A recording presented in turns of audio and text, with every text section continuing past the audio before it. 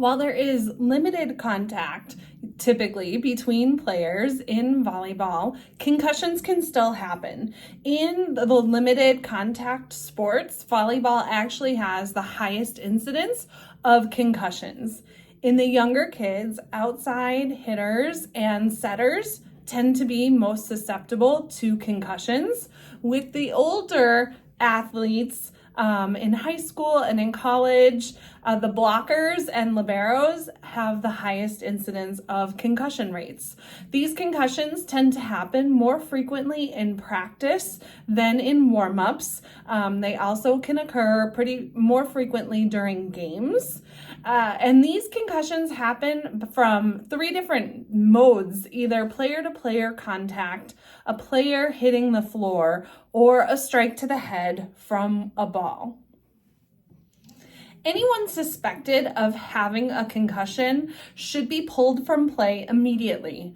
Remember that someone does not have to hit their head in order to sustain a concussion. A concussion occurs anytime there is a sudden deceleration of the body that causes a whiplash motion, so a quick back and forth or side to side or rotational movement of the head and neck.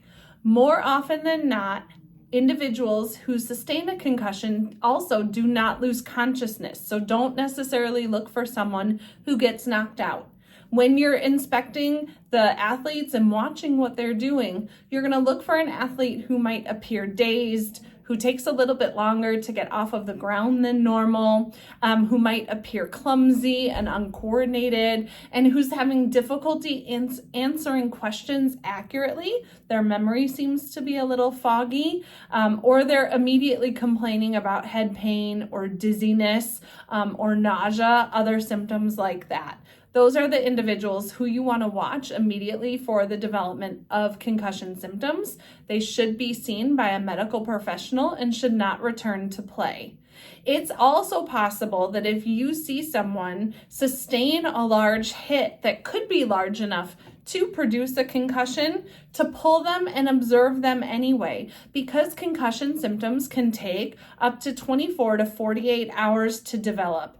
Remember, it's better to have your athlete miss one practice or one game than to put them back in and have them play too soon. That can cause a more serious injury and result in them missing the entire season. The thing with concussions is that they aren't visible. They don't show up on any type of imaging, so an MRI or a CAT scan, and we really have to rely on how we're observing and what we're observing in our athletes, as well as what are they reporting to us as their symptoms. We have to use their symptoms and tolerance for activity as the primary guideline to help gauge their ability to recover and return to sport. We want our athletes to get back to sport as soon as possible. However, they need to make sure that they are able to complete a full return to play program that is supervised by someone trained in the return to play methodology in order to return to sport fully and be able to participate in games. The ability for an athlete to move from one level of a return to play program is based on if they're able to perform each stage of the program without an increase in symptoms. So the first stage is just performing aerobic activity, light aerobic activity. The second stage is performing more intense aerobic activity.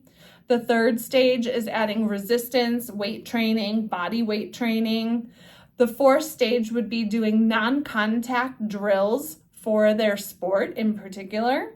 The fifth stage is then returning to full practice with contact. If they're able to get through each of those stages with a 24-hour or longer break between each stage, then they can progress to the last stage, which is returning to a game. However, if an athlete sustains an increase in symptoms or complains of an increase in symptoms during any of those stages, you have to repeat the stage each day until they can tolerate it without a significant increase in their symptoms. It's a good idea to work with an athletic trainer or a concussion specialist in order to progress them appropriately through a return to play program. What starts out as a hit to the head or a collision between two players could turn into more than a concussion and be an actual medical emergency.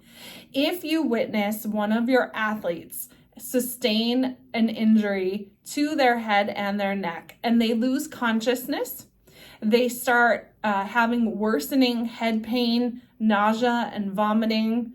They begin to slur their words or have difficulty with vision, or they start to complain of numbness and tingling or weakness or an immobility on one side of their body or in both of their arms or their legs. That could be signs of a more significant head trauma. And those individuals need to be seen immediately in an emergency department.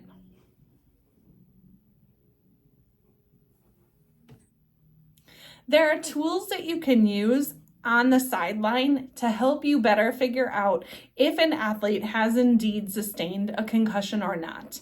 The SCAT-5 is a paper and pencil test that you can use on the sideline to immediately assess your athletes to determine if they've had a concussion. This test looks at memory, it looks at their alertness and level of function immediately after their injury. It's also going to look at their balance and coordination. So depending on if they produce any symptoms or abnormal results with this test, that would give you more objective data to use that a concussion is likely with this athlete and that they need further medical evaluation. This test can be found online. It's a free resource. And again, it is called the SCAT-5.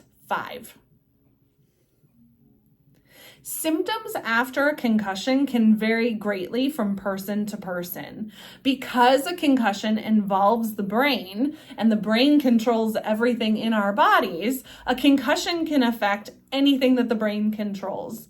There tends to be different categories of symptoms that concussion symptoms fall into after an injury occurs. One of those is neck pain and headache. One is vestibular disorder, and that would cause dizziness, blurred vision, and impaired balance. One is oculomotor, or difficulty with their vision. So that can result in difficulty with things like reading and watching television, tracking a ball when they're playing their sport, things like that. They can also have exercise intolerance, and that's an effect of abnormal function of the autonomic nervous system after they have a concussion. And so their heart rate is irregular and their blood pressure is not regulated as easily. And they have difficulty returning to cardiovascular exercise in particular. Individuals can have a significant amount of difficulty with sleep following a concussion, and they can also have changes in their emotional stability, so more emotional or less emotional than normal. We know this can be challenging to determine if that's possible when we're working with our teenage population especially. But individuals following a concussion can have symptoms in one of those categories or all of those categories, and we have to be sure to know that those are all possibilities of things going wrong after a concussion. The brain itself will likely not heal until 22 to 30 days after the injury. So just like if someone has an ankle sprain and it takes 4 to 6 weeks for that tissue in the ankle to heal, we have to give it that time to heal. We also have to give the brain the time that it needs to heal and recover following a concussion. Our athletes might be saying that their symptoms have totally gone away, but it's only been a week or so. This is when using a return to play program is effective because it helps draw out the length of time before they return to sport to give their brains a little bit more opportunity to heal before they are at risk again for another re-injury. If someone's concussion symptoms are lasting more than 7 to 10 days, that is when we strongly recommend that they work with a physical therapist or other healthcare professional who specializes in concussion management to help them with their recovery. Individuals whose symptoms last beyond those 7 to 10 days tend to have more difficulty with their recovery and can take months to years to fully recover if it's not addressed as soon as possible.